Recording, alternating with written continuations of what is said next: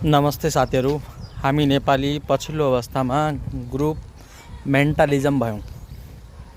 एकले कुनै एउटा महत्त्वपूर्ण व्यक्ति कहीँ दौड्यो भने हामी त्यसैको पछि दौड्ने, अरू जसले जस्तो गर्यो उसलाई देखेर हामी पनि त्यस्तै गर्ने मेन्टालिटीकै हामी बिचमा विकास भएको देखिन्छ। सायद मलाई लाग्छ यसबाट हामी बाहिर आउनुपर्छ।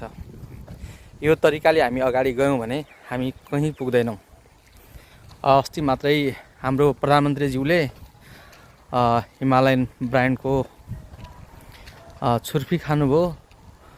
त्यो छुर्पी नै तपाईँको बढीभन्दा बढी बिक्यो। हिजो अस्ति मात्रै प्रधानमन्त्रीज्यूले गोल्ड स्टार जुत्ता लाउनुभयो रे।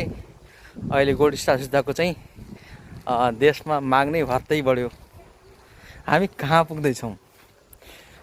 गोल्ड स्टार पनि राम्रो होला, छुर्पी पनि राम्रो होला, ती राम्रा कुरा हुन्। तर एकले जे गर्यो हामी सबै त्यसैको पछाडि दौड्ने। हामी कस्ता नेपाली हौँ, हामी कस्तो हाम्रो नेपाल कस्तो समाजको निर्माण गर्दैछौँ भन्ने कुरा हो।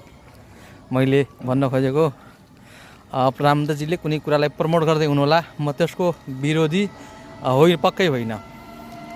तर जे कुरामा पनि हामी राम्रो कुराका पछाडि दौड्नुपर्छ भन्ने चाहिँ हो। तर त्यसका लागि हामी जहाँ पायो दौड्ने, ठुलो मान्छेले यसो गर्यो उसले गरेको ठिकै होला भनेर हामी पछाडि दौड्ने जुन हाम्रो मेन्टालिटी छ यो चाहिँ गलत हो पूर्ण रूपमा। यही कुरा राख्न चाहन्छु म। हामीले जे गर्दा पनि राम्रो कुराका लागि सधैँ सहयोग गरौँ। मैले आफू जे बुझेको छु यही बोलेँ। साथीहरूले मेरो भिडियोलाई लाइक, कमेन्ट र सुझाव दिनुहोला। धन्यवाद।